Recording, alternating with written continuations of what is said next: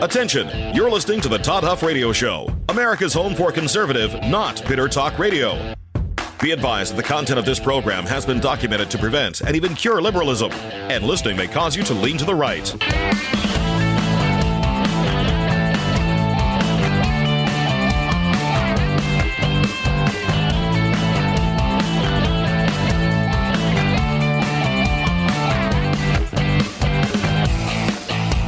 Here's your conservative, but not bitter host, Todd Huff. Hey everybody, this is actually John Crane sitting in for my good friend Todd Huff. I received an invitation a couple weeks ago from Todd asking if I'd be willing to sit in the big boy chair, and obviously I wanted to be able to do that whenever he reaches out. It's always a great opportunity to get on here and share a little bit about what's on my mind lately and to have the chance to reflect on where we are as a country.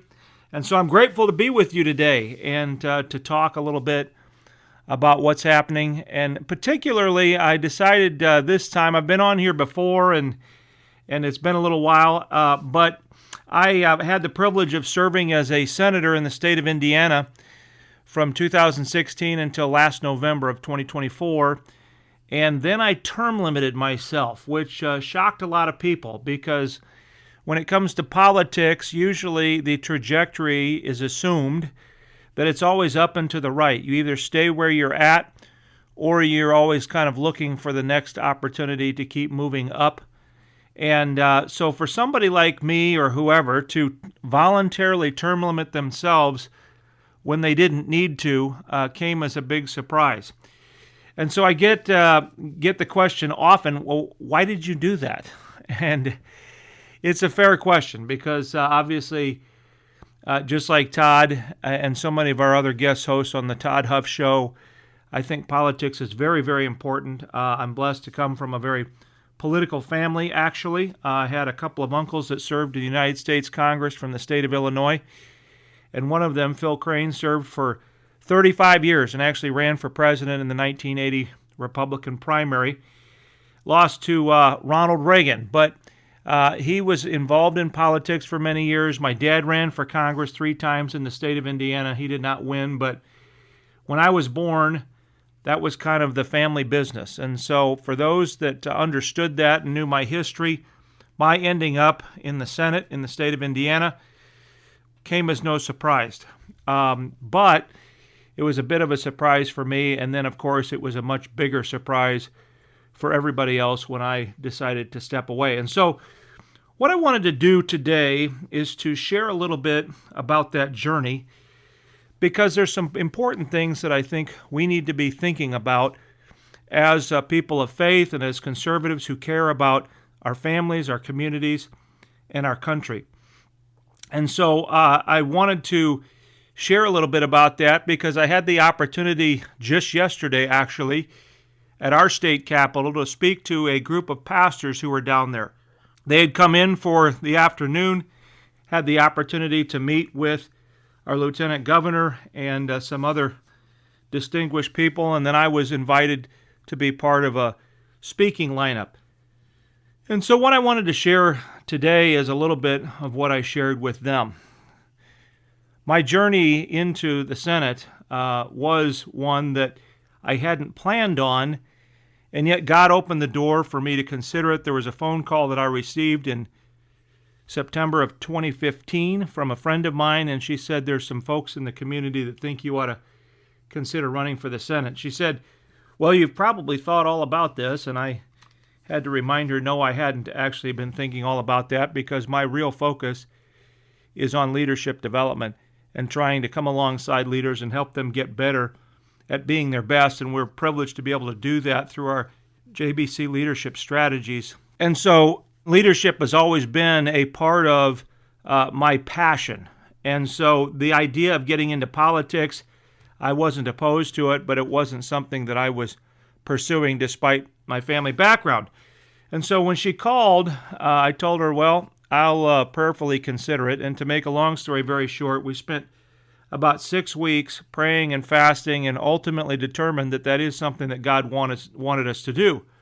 However, it wasn't an open seat. It wasn't unoccupied. In fact, there was a sitting state senator who was there, who some folks in the community had decided wasn't quite as conservative as we needed him to be.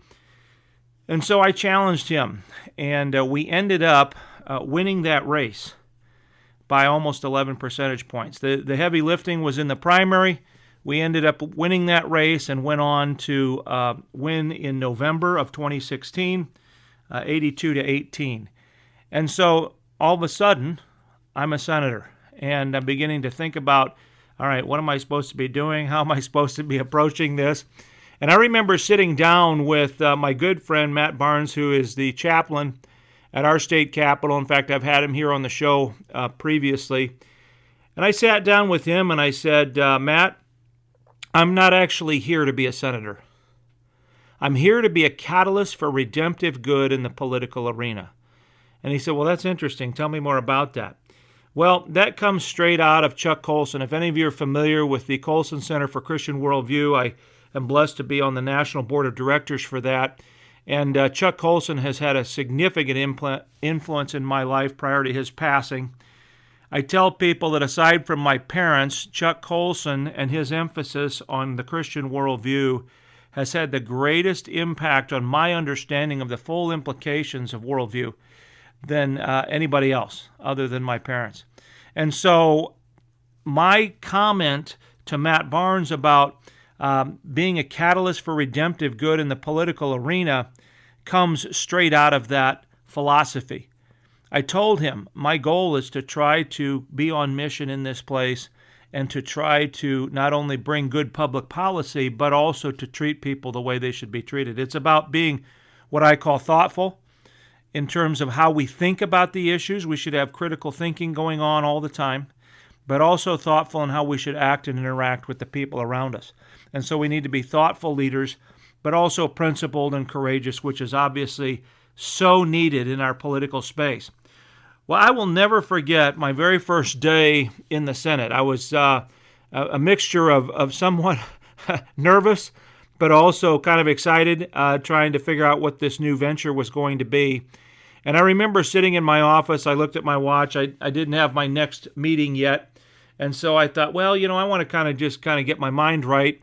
So I reached on the shelf, grabbed my Bible, and decided to open it up to my favorite passage in Scripture, which is Romans chapter 12, verse 2. The Apostle Paul says, "Do not conform any longer to the pattern of this world, but be transformed by the renewing of your mind, so that you'll be able to test and approve what God's will is, His good, pleasing, and perfect will." And so I took some time to read through that, got done, looked at my watch, realized I still didn't have a meeting yet, and so I thought, you know what, I'm going to go ahead and read through the rest of this passage. Now, I've read the 12th chapter of Romans I don't know how many times in my life, and I've even memorized huge chunks of it. But on that day in my office, it was the very first time that I'd ever actually read it as a senator.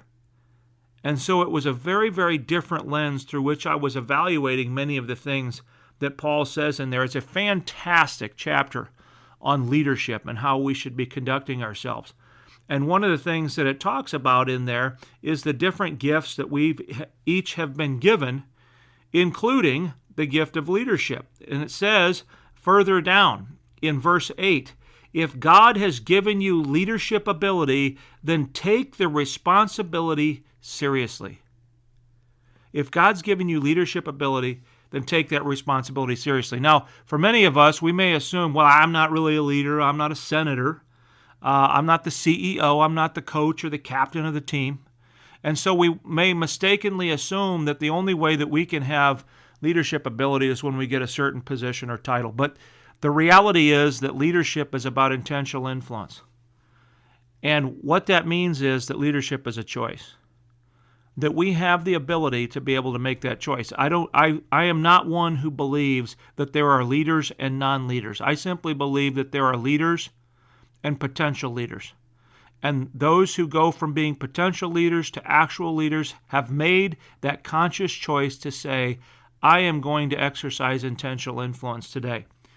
Well, I'm reading through all of that and realizing, man, this is a great primer for preparing yourself for this role in the Senate. And of course, it precedes Romans 13, 1 through 7, which talks about God establishing government and raising up and pulling down different leaders throughout history. And so I tend to interpret all of that as kind of a message for all of us in leadership, and particularly those who are in political leadership. And the key idea that I want to emphasize to start this conversation can be summarized in that second verse of Romans 12.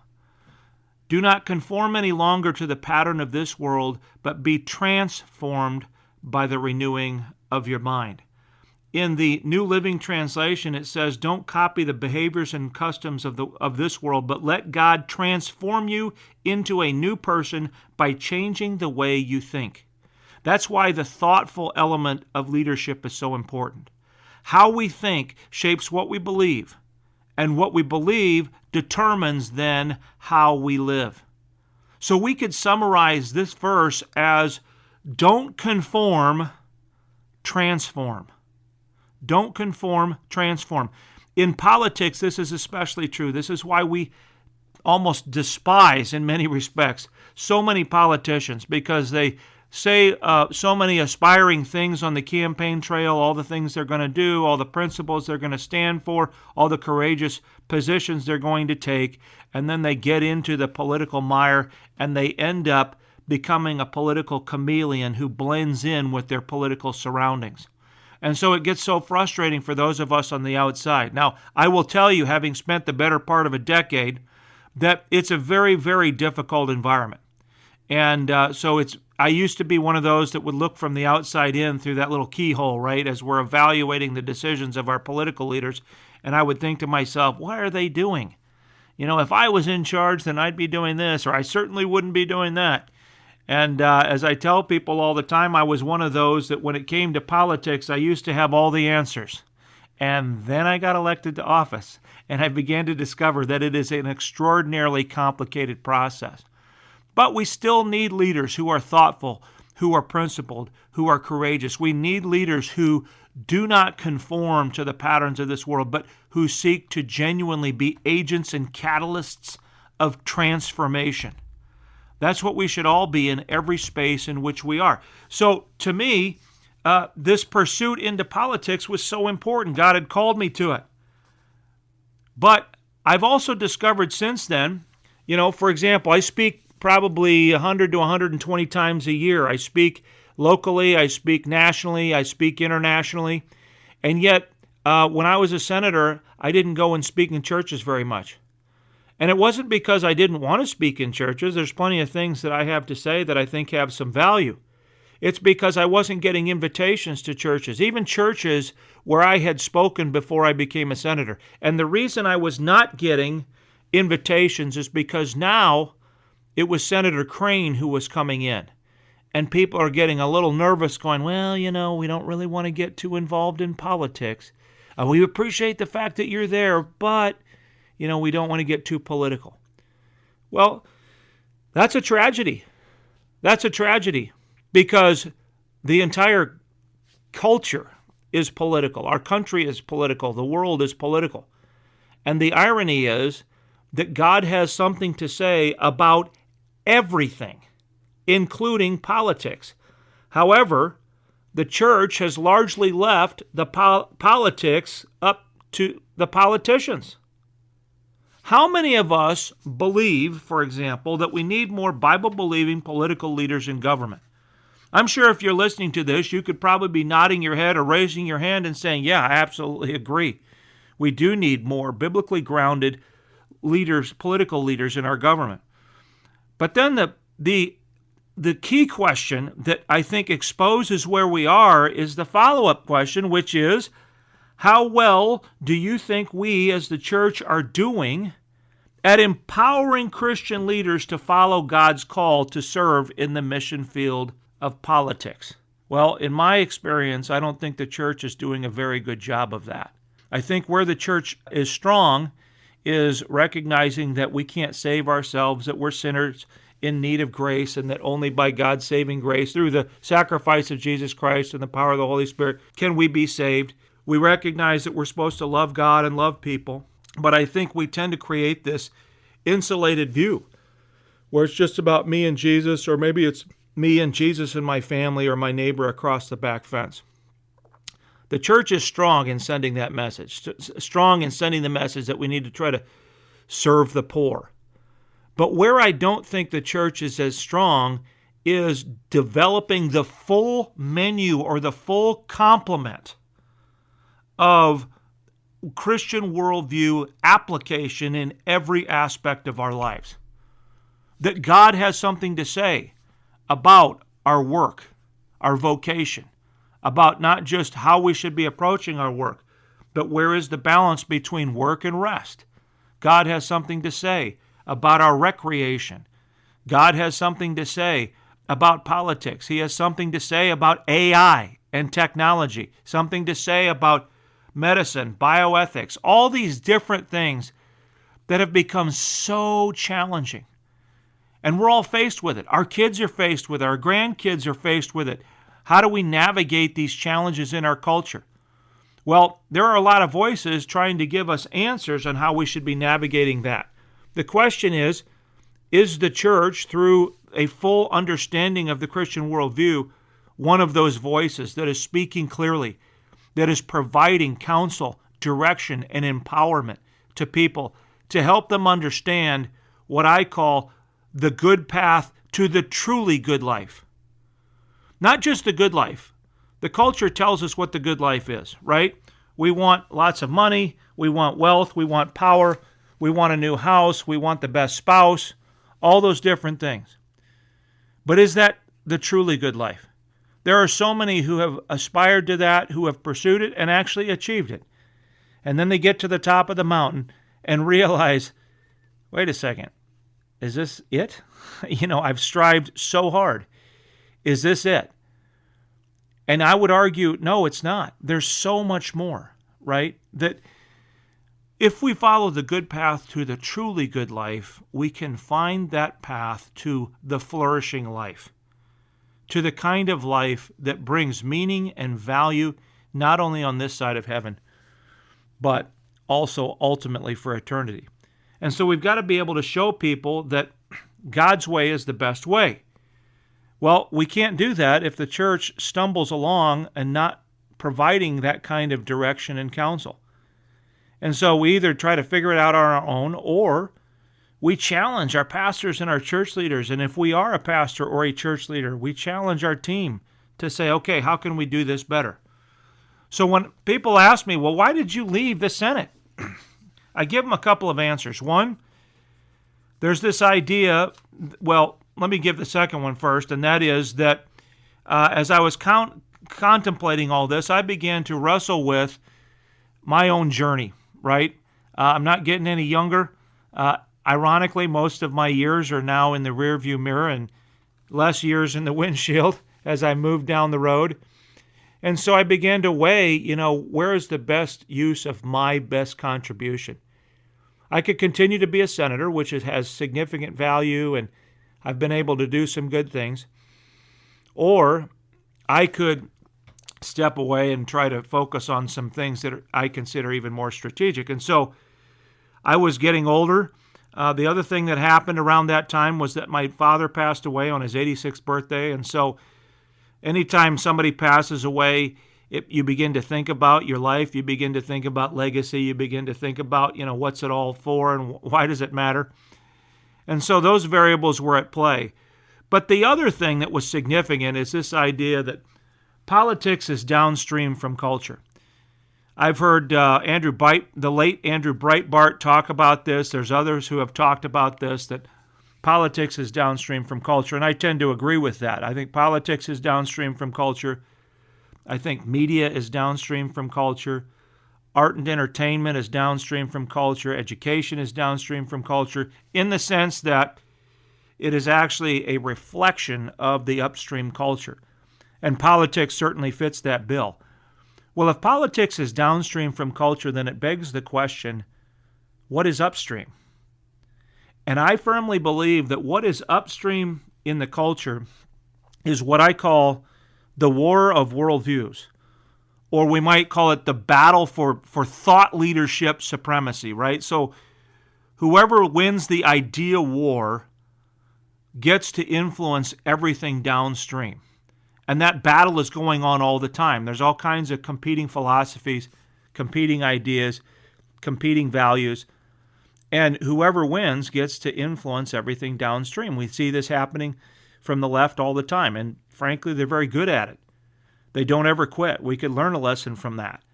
No matter how many times they get knocked back, they keep pressing forward because they firmly believe in their worldview. They firmly believe in the things that they value. Well, do we have that same level of tenacity and perseverance? Do we understand why we believe what we believe? Do we understand why we value the things that we value? Because only until we understand that and then believe it are we in a position to actually have greater influence downstream. Well, I've spent the better part of 30 years doing leadership development, Christian worldview training, apologetics, cultural engagement, all these different things. And yet when you become a senator, it becomes a very consuming job. It is you're on all the time. And so I continued to work on the things that I'm really passionate about, leadership and worldview and all that. But frankly, the job demands of being a senator turned the rest of that into a side hustle.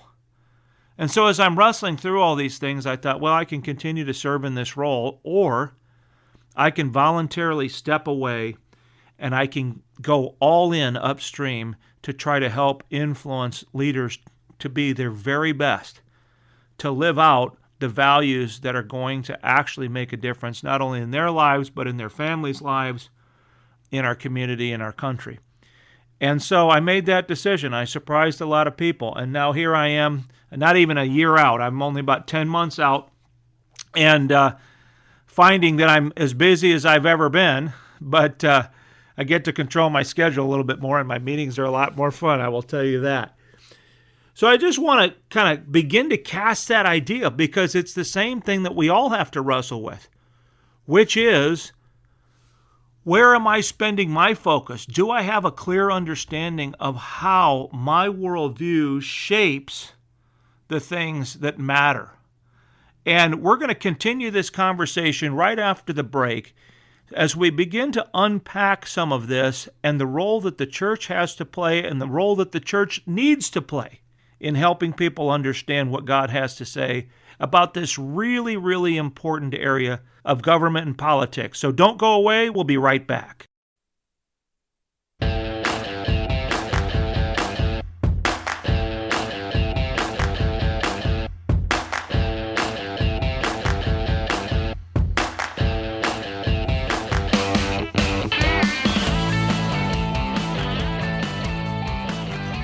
Hey, this is John Crane here on the Todd Huff Show. It's so wonderful to be with you today, and I always appreciate getting the invite from my good friend Todd to be able to come and share a few thoughts that I have. We've been talking about my journey. As many of you may know, I served in the Senate in the state of Indiana for about 8 years, 2 terms, from 2016 until late last year in November. And so I wanted to share a little bit about that story because I get the common question when people find out that I'm no longer serving and that I had voluntarily term limited myself. They're understandably surprised and say, well, why did you do that? And so before the break, I was talking a little bit about my decision in doing that, in the fact that there were a couple of things that went into play. One was kind of the legacy issue, the stewardship issue in terms of God's only given us so much time here on the planet, and how are we maximizing the time that we've been given? I tell young people all the time in particular who aren't thinking about their longevity that time is one of the greatest gifts that we've been given. It's the asset that no matter how hard we work, we can't recreate it. You can recreate money if you give money away, but you can never, ever recreate time. So every second, every minute, every hour we have is a gift and should hopefully increase the urgency with which we try to steward the gift of life that we've been given. And so that was one part of it. And the other part, frankly, was this idea that politics is downstream from culture. And it's a common idea, but I don't often hear enough people asking what to me is the obvious next question, which is, okay, if politics is downstream from culture, then what is upstream? And it's that war of worldviews. It's that battle for thought leadership, supremacy, the idea war. It's this battle of philosophy. We talk a lot about it when we talk about what's happening on our colleges and university campuses across the country. You know, what are the ideas that are being foisted upon our young people as they sit in these classrooms? And yet we don't always think about it as frequently as we should in terms of the other influences that are shaping not only the minds and hearts of our kids, but even our own minds and hearts. And so this idea war that's going on, to me, is absolutely critical. Now, why does this matter? This matters because, as I mentioned before the break, I don't get invited to speak in churches as much because I'm a senator, or I was a senator, and people didn't want to get too political. And so for far too long, the church, and I'm going to speak in kind of broad generalities. I know there's a few exceptions, and I know that there are a lot of pastors and church leaders that believe strongly in applying God's principles to the political arena. But I think generally the church has struggled with recognizing the importance of the political space. It is absolutely critical. Politics influences every single aspect of our lives, whether we realize it or not. And so, as I said before, God has something to say about everything, including politics. And if we look at Scripture, not every single nuanced issue is going to be outlined directly, but there are some really critical biblical principles that can be applied to every area of public policy. It can also be applied to how we treat one another within the political space. And Christians should be leading the way when it comes to thoughtful engagement on these things, and yet we haven't been challenged or encouraged or discipled enough to know how to do that. I think the church has truly stumbled with what I call political discipleship in this way.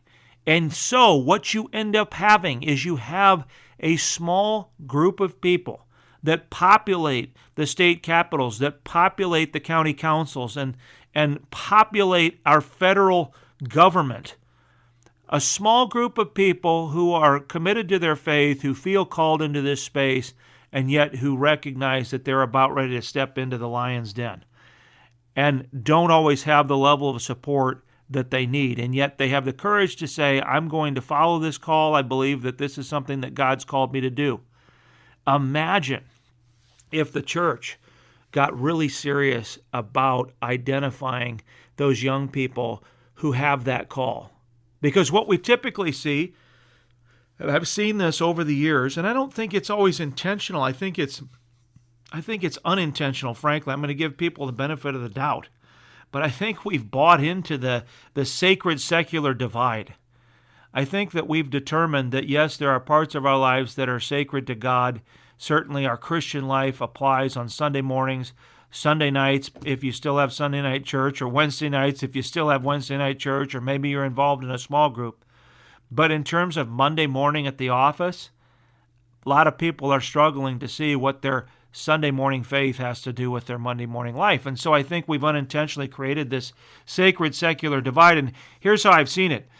Typically, in the spring, you'll have graduation Sunday, right? So you'll have all the young high school graduates, and we want to honor them for all of their hard work, and we want to celebrate that accomplishment and send them off with our very best wishes and support as they move on to the next chapter of their life. And so we line them up on the front of the stage, and we ask them, give them a mic and ask them, tell us your name, tell us where you're going to go to school, and tell us what you're going to study. And so one by one, they go down the line, and they talk about, I'm going to go to such and such university, and I want to study nursing. And we politely clap. That's fantastic, And we get to the next one, the young man, and he says, well, I want to go to the business school in my city, and I want to study business, and we politely clap. Then we get to the next young man, and he says, well, I'm going to go to XYZ Bible College, and I'm going to go into full-time Christian ministry. And we clap so enthusiastically because he's going to go into full-time Christian ministry. Then we get to somebody like John Crane, and he stands up there and he says, well, I feel called to go into politics. And we kind of look at each other and lean over to the person next to us and whisper, I thought he was a Christian, because we have this subconscious assumption that, we know we need Christian influence, but politics is so dirty. It's a den of iniquity. There's corruption. There's all these things. How could you possibly want to go serve in that area? And so what we've done is we've created this scenario where those who are in quote-unquote full-time Christian ministry are those who are either pastors, they are on staff at a church, or they're full-time missionaries in a third world context somewhere. Maybe they teach at a Christian school, or they lead a Christian nonprofit. And then there's 95% of the rest of the body of Christ. There are the nurses, there are the doctors, there are the teachers, there are the business leaders, there are the sports coaches, and then there are actually the lawyers and the politicians right there at the end of the line, because we look down on them so much. And yet, politics is a serious mission field. I speak from experience. There is serious darkness. There is serious need for the light and influence in that space.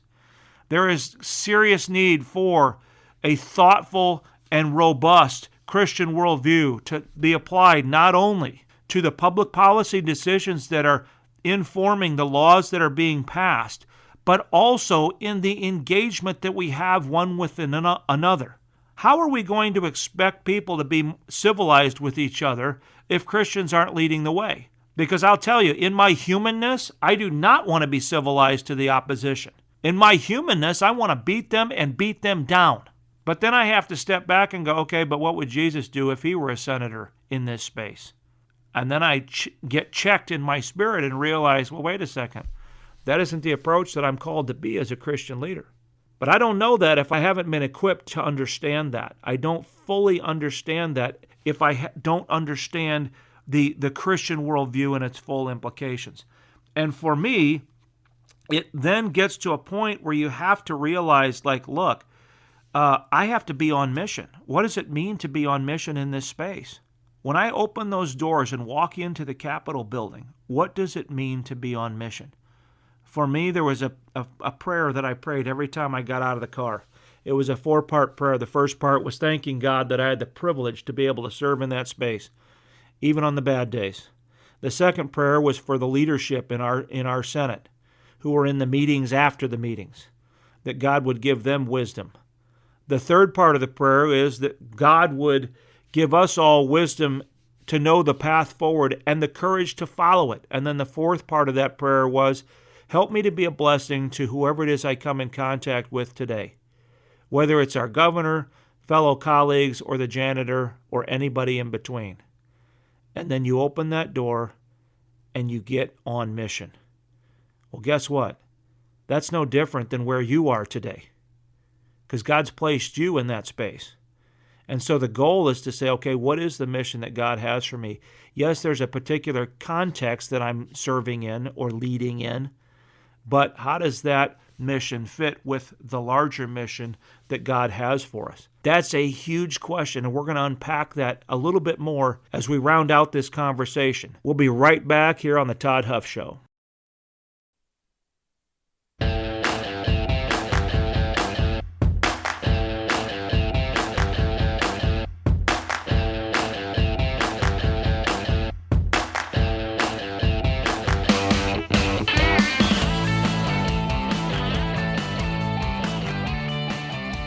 Hey, this is John Crane here on the Todd Huff Show. We've been having a conversation about what does it mean to apply God's way of thinking, godly principles, the biblical worldview to the political space.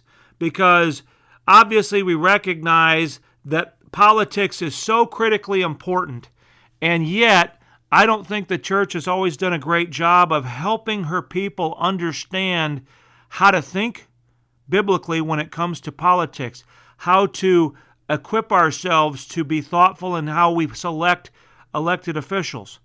Or if you feel called into that space, how to equip yourself to go in and serve well without becoming part of the problem, without becoming corrupted or compromised in some way. And I've been sharing a little bit about my own story, having served in the Senate in the state of Indiana for 2 terms, and then voluntarily term limiting myself because of the recognition that I want to spend my best time, not just being Senator Crane, but hopefully raising up the next crop of leaders in the political space, in the business space, anywhere that we have leaders that are doing their best to try to be everything that God's designed us to be. And so as we think about this, I was talking before the break about the fact that we have created this dichotomy of those who are in full-time Christian ministry and everybody else. And yet, politics is a serious mission field. We don't always think about it that way, but it's a serious mission field. And so I would say to the church, we need you. We need you. Send help, right? We'd send out those dispatches figuratively from the church, from the Capitol saying, church, we need you. And let me give you just one example of how this plays out. You know, when I was a senator, I would often have people who would come in and they would advocate on a bill. And so you'd have advocate A, and they would come in and they'd make their case for why I should support the bill. And they would conclude by saying, you know, Senator Crane, we need to do the right thing. And then literally the very next meeting, advocate B would come in. They'd advocate on the same bill, but they'd take the exact opposite position as the person who had come in before them. And so they want me to go against the bill, and they conclude, Senator Crane, we need to do the right thing. And my answer to both of them was, yes, we do. We do need to do the right thing. Question is, what is the right thing? You often hear this in politics. Well, we shouldn't legislate morality. And as I've had to help educate both constituents and colleagues over the years, that is the nature of being a lawmaker. Law, by definition, is about right and wrong. It's about ought and ought not. It's about should and should not. That is the nature of being a political leader, where you are elected to make laws. Now, we can have a lot of debate on what those laws should be and why, but it isn't about whether or not we should legislate morality. The question actually is, whose morality are you going to legislate? And the answer to that question is upstream. It's based on the worldview of those who are in positions of elected office, who have the power to make the decisions that make the laws. And so often, you know, if I do get an opportunity to speak to church leaders or to Christians, and I will say to them, you know, if we don't do a better job of empowering biblically grounded leaders to follow that call into the political space, then what are we complaining about?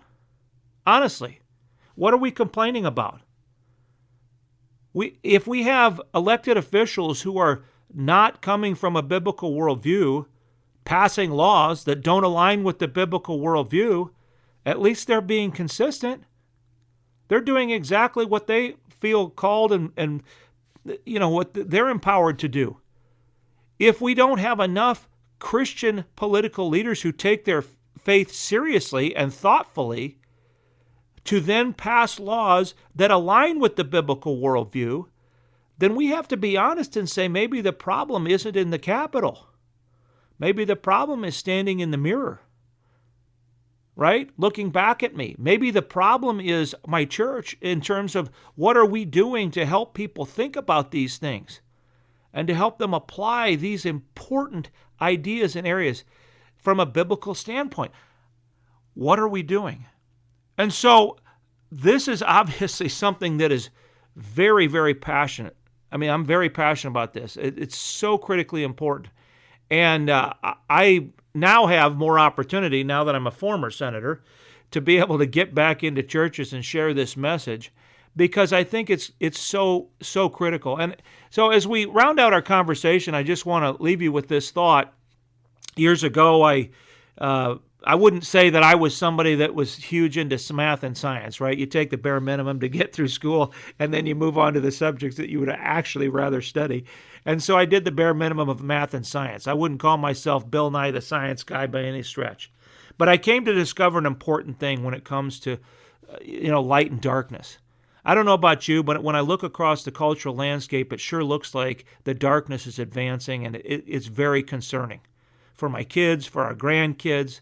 And yet I came to discover the relationship between light and darkness, that light is the independent variable and darkness is the dependent variable. That means wherever there is more light, there is less darkness. Wherever there is less light, there is more darkness. As Christians, Jesus tells us we're supposed to be the light of the world. And so when we look out at the culture and we see darkness advancing, what we're actually seeing is an optical illusion, because darkness can't advance unless light retreats. And that's what we're supposed to be. We're supposed to be the light. We're supposed to go into every space of daily living and try to be a little bit of light, add a little bit of good, bring a little bit of value into that space, and try to ultimately draw people closer to God. And so that's my challenge for us today, is to say, okay, where has God called you and what has He called you to do? And for all of us, what does that mean for how we approach government and politics? How do we support the right kind of candidates and help them be everything that God's called them to be? This is something that I've had the privilege and honor of being able to live, but also I've come to discover the challenge of it. And so I will say this, church, we need you. Church, send help. On behalf of my colleagues who still are serving in all these different places, I can tell you that we can't have enough people to come alongside them and say, keep going, and you're making a difference. Well, I tell you what, it's been a pleasure to be able to be with you all today, and I'll just say, if I can be of help to anyone, come find me. I'm online at craneleadership.org. That's Crane, C-R-A-N-E, leadership.org at JBC Leadership Strategies, and I'd be happy to help you and empower you to be the very best at what God's called you to be. This is John Crane signing off on the Todd Huff Show.